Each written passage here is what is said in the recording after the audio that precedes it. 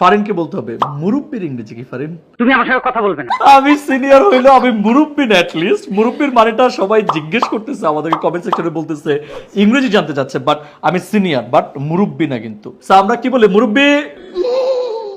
ওই মুরব্বি না বলে যদি আমরা বলি বয়োজ্যেষ্ঠ মানুষ, যদি বলি এই যে বয়োজ্যেষ্ঠ মানুষ বসে, এটা কি হবে? এটা কিন্তু সুন্দর শোনা যায় না। নতুন নতুন আসসালামু আলাইকুম এভরিওয়ান, আশা করছি আপনারা সবাই অনেক বেশি ভালো আছেন। ফারিনকে বলতে হবে মুরব্বির ইংরেজি কি ফারিন?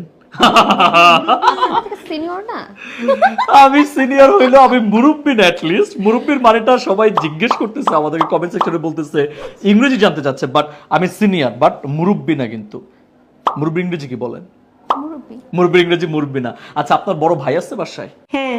সে আমার বড় ভাই, এটার ইংরেজি কি? He is my elder brother. Elder brother. তাহলে এল্ডার মানে কি? মুরব্বি। এল্ডার মানে হচ্ছে কি? বড়। এল্ডার মানে কি? বড়। এই এল্ডারটা হচ্ছে নাউন। এল্ডারটা কি? Noun. নাউন। এল্ডারের অ্যাডজেক্টিভ কি জানা আছে আপনার?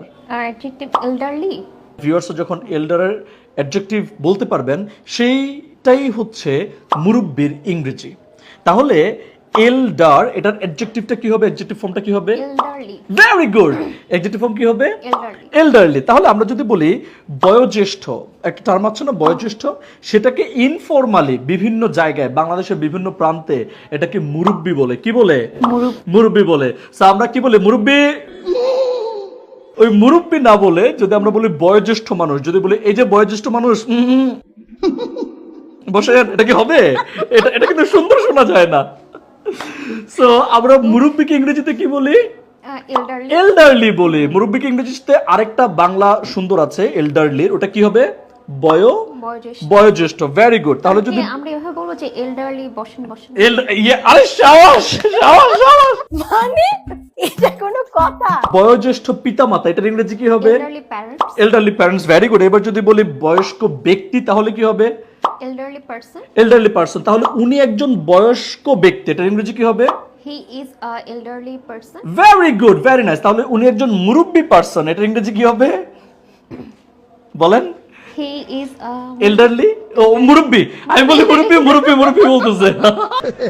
নতুন নতুন সো সে একজন বয়োজ্যেষ্ঠ ব্যক্তি, এটার ইংরেজি কি? He is a elderly person. Person. Very nice. এবার আপনি একটু একটা টার্ম শিখে, এবার আমরা একটা টার্ম শিখাই। টার্মটা হচ্ছে এই যে এল্ডারলি, এটাকে বয়োজ্যেষ্ঠ বলতেছি বাংলায়, যেটা হচ্ছে শুদ্ধ বাংলা, বাট লোকাল বাংলাটা হচ্ছে মুরব্বি, তাই না? ঠিক তেমনি বয়োজ্যেষ্ঠর একটা ইনফরমাল ইংরেজি আছে, সেটা হচ্ছে ওল্ড ম্যান। কি বলি?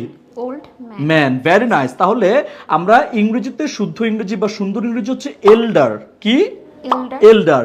এবং অ্যাডজেক্টিভটা হচ্ছে এল্ডারলি, কিন্তু এটার ইনফরমাল ইংরেজিটা হচ্ছে ওল্ড। ওল্ড। তাহলে সে একজন বয়স্ক মানুষ বা বৃদ্ধ মানুষ, তাকে আমরা ইংরেজিতে কি বলি? Old man. Old man. তাহলে he is an old man.